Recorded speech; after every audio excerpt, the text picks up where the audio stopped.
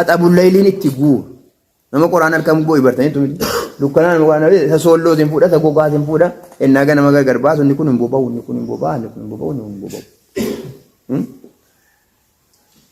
Innis irra taa'anii namni sirriitti nama qaraasisu jira jechuudha. Biyya keenya keessa siiraan eessatti qaraama? Eenyu siiraa sirriitti ulamuun biyya keenya nama siiraa Ibn Hishaamiin gattaa'ee haqqaqee nama qaraasise. Eessaa nabiin keenya bara magaa? Eessaa biyyaan isaanii baran? Maal godhan nu jamaa? Maal godhan? Kunis cabiitii nutti fide, kufaatii fide nabii keenya hin barre. Hadha isin siiraan beektanu fakkeenyaaf anan siiraan beeku. Lafuma ol kaanee kan takkaa waa tokko kitaaba siiraa sayyummaa da'iifammaa isaan beekne. Waaqidiin akkam ibnu isaa kattab ibnu Hishaam akkamii kan hin beekne ol kaanii siiraa fuudhanii mataaniin miilli isaa ta'u hida kan niitee dhabama godhu siiraa dhayanii fidee dalilfata.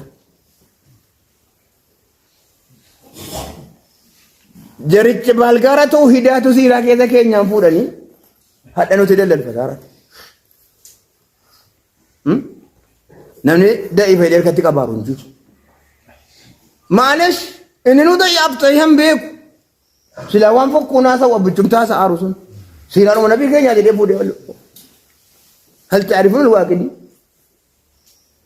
Waaqidiin abbaan seenaa keessatti maqaan siiraa waaqidiidhaan beekamee bakka hunda sana keessa waaqidiin dubbate waan inni ta'e barameera.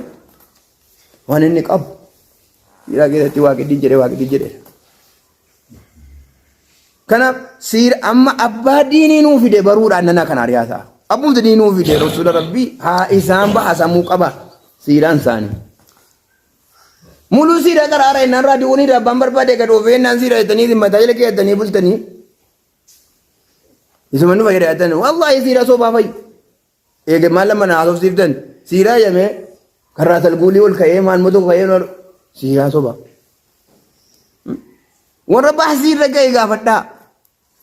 Waan barbaade sama tokko waan nama kolfisiisu waan nama dinqisiisu hin fida waan nama ashasiisu hin fida jennaa abadan sobaan hin ashaqamu sobaan nama ashasiisa ta'e wantichi. Nabiin keenya baasamuu qaba kaati isaaniitiif wanni isaan jedhamu isaan jedhe. Bakka addaatti kan baratamu jira maahadatti. Jabaadha of jabeessi karoora haaraa baasii milkeessi waan har'aa hojjuu yerootti hin kennin har'uma hojjadhuuti xumurii har'a karoorsi kayyoosi duraa.